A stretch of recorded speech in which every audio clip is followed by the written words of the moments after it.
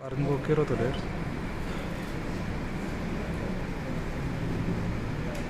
कापसावर आली की मोठे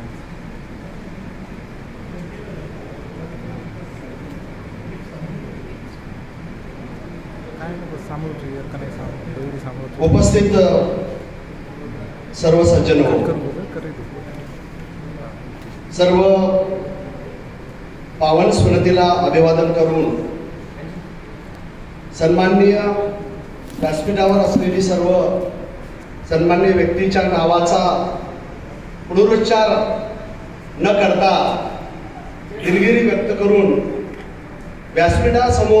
व्यासपीठावरून समोर बसलेली सर्व सन्माननीय महिला बंधू आणि भगिनी आणि आमच्या या चिमुकल्यांना सलाम करून मी आपल्याशी संवाद साधणार आहे. मित्रहो, तुम्हाला कल्पना असेल की आत्ताच माझा परिचय करून देत असताना मी फार मोठा फार आंतरराष्ट्रीय राष्ट्रीय स्वर्णिम बंजारा इतिहासाचे 10 खंड वगैरे आंतरराष्ट्रीय पुरस्कार असं तसं आणि विशेष करून डॉक्टर सुनीता राठोड यांचे पतिदेव वगैरे वगैरे असा माझा परिचय करून देण्यात आला.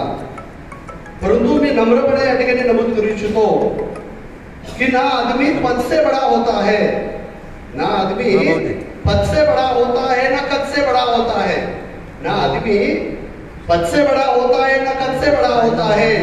जो दूसरे के बुरे वक्त में काम आता है वही इंसान विश्व में सबसे बड़ा है.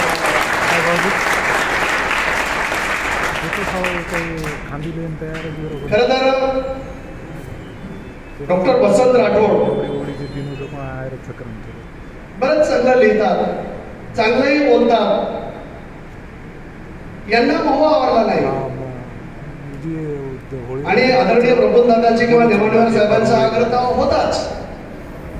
परंतु त्यांनी प्रामुख्यानं या व्याख्यानमालेच्या निमित्तानं मला या ठिकाणी निमंत्रित केलं आणि पवार दाम्पत्याला निमंत्रित केलं.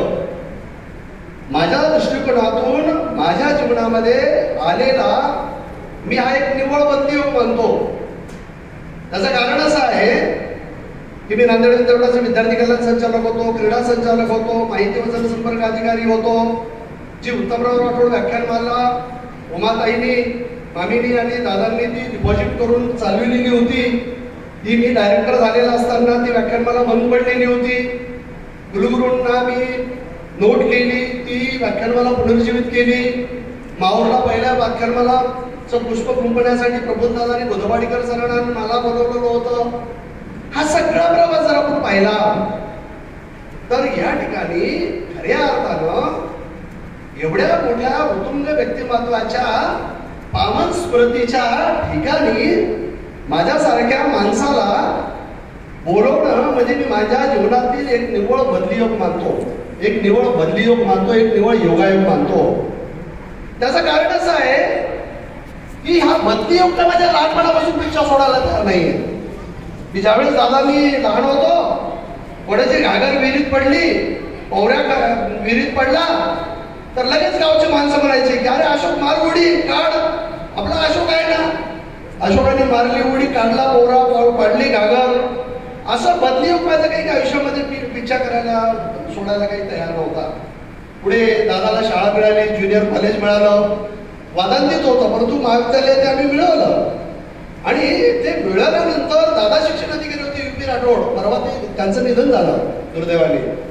आणि ते म्हणाले, वहिनीला चिंता पडली की अरे या शाळेचं करायचं कोण चालवणार, तुम्ही शिक्षण अधिकारी आणि शाळा चालवणार, पण शाळा चालवणं एवढं सोपं काम नाहीये. आणि सर्व वर्ग आपण पहिल्या वर्गापासून ते 12वी पर्यंत एकदाच सुरू करतोय, कारण कोर्टातून ती मिळालेली आहे.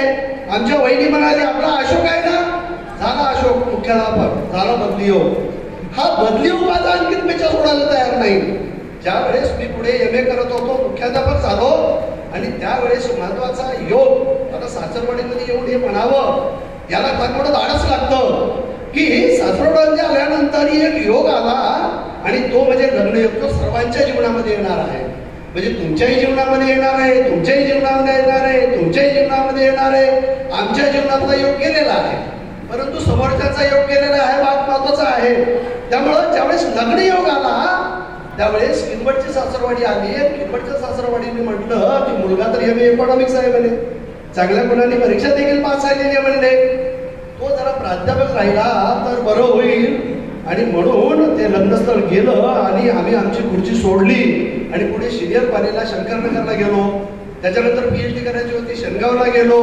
त्याच्यानंतर मग नांदेड विद्यापीठामध्ये कुलगुरूंनी मला विद्यार्थी कल्याण संचालक म्हणून बोलवलं. आणखी क्रीडा संचालकाचा कार्यभार दिला, माहिती अधिकाऱ्याचा कार्यभार दिला. हा बदली योग काही माझ्या पिच्छा सोडायला तयार नाही.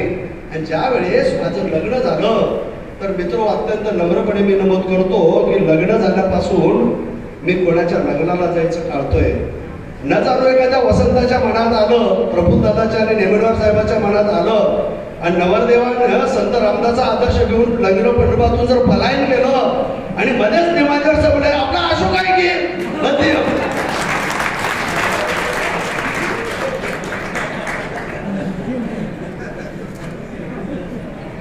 त्यामुळं खऱ्या अर्थानं जीवनाचा हा जो बदली योग आहे, त्यामुळं या ठिकाणी उत्तमराव राठोड साहेबांच्या पावस्मृतीच्या ठिकाणी माझ्यासारख्या सामान्यांना एका व्याख्यानमालेसाठी बोलवणं, ते मी इथेच बोलवलं नाही, उद्या किनवटला देखील बोलवणं, केवळ किनवटलाच बोलवलं नाही तर नांदेड विद्यापीठाचे कुलगुरू महोदयाने देखील 24 तारखेला निमंत्रण दिलंय. या 10 खंडावर डॉक्युमेंटरी होणार आहे, या 2 खंडावर चित्रपट होतंय, लक्कीशावर होते, मल्लुकीवर होते. त्यामुळं या ठिकाणी खऱ्या अर्थानं नेमागिरी साहेबांनी आणि वसंत राठोड यांनी प्रफुल्लदादांनी मला जो विषय दिलेला होता तो विषय खऱ्या अर्थानं आर्थिक सबलीकरण आणि सक्षमीकरण अशा पद्धतीचा काहीतरी विषय त्यांनी दिलेला आहे की खऱ्या अर्थानं आमचे विद्यार्थी, आमची शिक्षण पद्धती ही खऱ्या अर्थानं व्यवसायाभिमुख आहे का, ती सर्वांना व्यवसाय देऊ शकते का, रोजगार देऊ शकते का. खऱ्या अर्थानं शिक्षण म्हणजे केवळ व्यवसाय देणं, शिक्षण म्हणजे नोकरी देणं, हा शिक्षणाचा खऱ्या अर्थानं नेमणीवार साहेब आता एवढा सीमित अर्थ मी मानत नाही किंवा कुठलाही शिक्षण तज्ञ मानत नाही. कारण शिक्षणाचा अर्थ असा आहे की माणसाला माणूस म्हणून वागवणं, माणसाला माणूस म्हणून